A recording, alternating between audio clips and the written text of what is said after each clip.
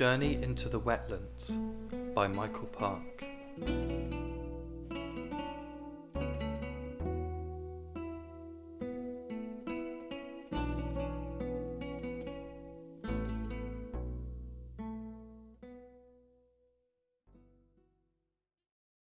I was confronted by the sight of a grey heron guarding a gate, while ducks milled around a muddy courtyard like townsfolk.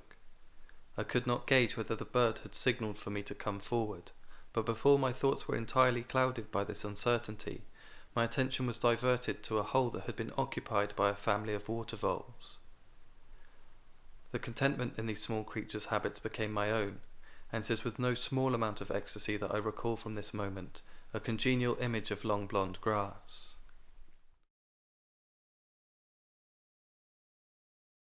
But whether in my eagerness or my naivety, the voles in the grass had me distracted, and so, as if wiping a mysterious fog from my eyes, I made a concerted effort to follow the strange path that lay before me.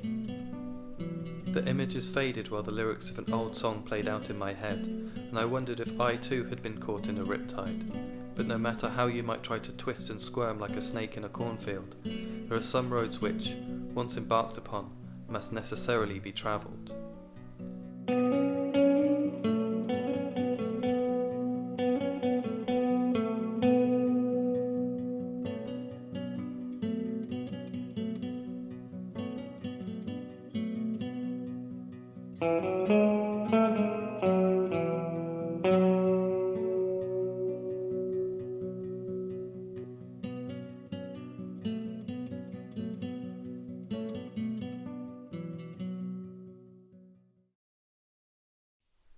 The path, having now been fully committed to, revealed a startling discovery: a brace of puna-tail, dabbling ducks with bright blue bills. I observed one supping at muddy water and appreciated its tenacity in making the best of unclear situations.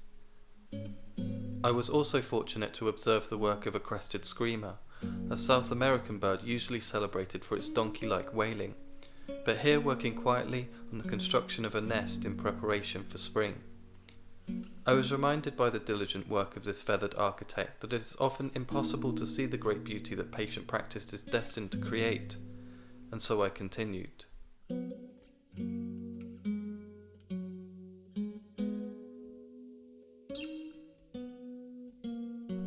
After some time had passed, I arrived at the reflective waters of a great city, enlightened by the hustle and bustle of busy minds all interacting with one another, their conjugation, the impetus behind their variety, their brightly coloured feathers, their differently sized beaks, their idiosyncratic wails, all evidence of a life lived in constant communication. At this exact moment I grabbed at elusive lucidity, as if by luck I'd become conscious for the meeting between my shadow and the midday sun. I wanted the moment to crystallise. I wanted this moving within the world to coalesce.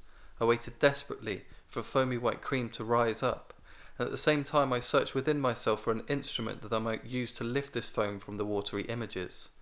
But as I snatched at these pictures, as I gesticulated for something appropriate, the images blurred, all the birds started looking similar, all feathers and beaks, and the trees were all the same, all trunks and leaves, and I was caught unawares by the horror that I was unable even to see my own reflection in the shimmering pond waters.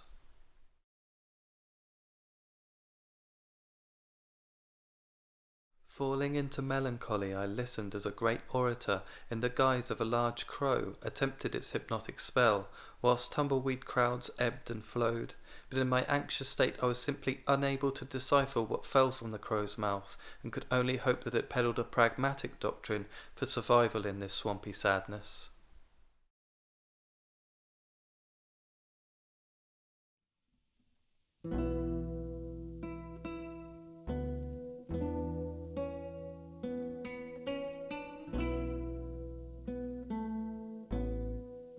I saw a lone lapwing wandering the shores of a pond. Through downward eyes I viewed the bird's delicate waddling, enveloped by my knowledge that this was indeed a scarce sight, and I could not shake off the image of the Fisher King, the Arthurian king whose suffering from an injury to the thigh by a lance is alleviated when Percival the Welsh brings him the Holy Grail.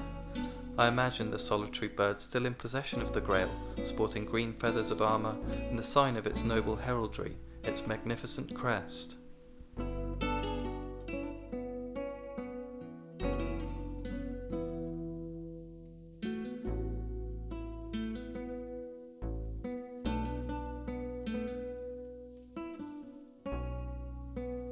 The bird was a hieroglyph that meant Grail, and the Grail a beacon that held memories of peace and youth. I was suddenly drawn under the waters.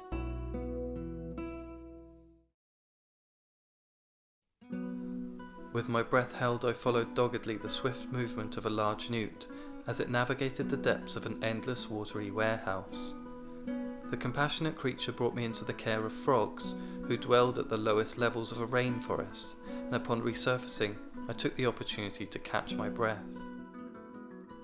With a short ribbit, each frog escorted me to the next frog, and each frog I met took me further into the rainforest. As I was passed delicately from frog to frog, I listened closely to the pitch and rhythm of the ribbiting sounds that constituted their conversation, and although it was impossible to retrace the spiralling path that the frogs had taken me along, I gathered a sufficient sense of their language to determine that I was moving ever closer to the centre of their rainforest home. Then, without warning, I became surrounded by Columbian dart frogs, a deadly species, each one coated in a glut of highly effective poison to which there is currently no antidote. I was able to ascertain that these golden frogs functioned as a royal guard for a queen who ruled the lower rainforest.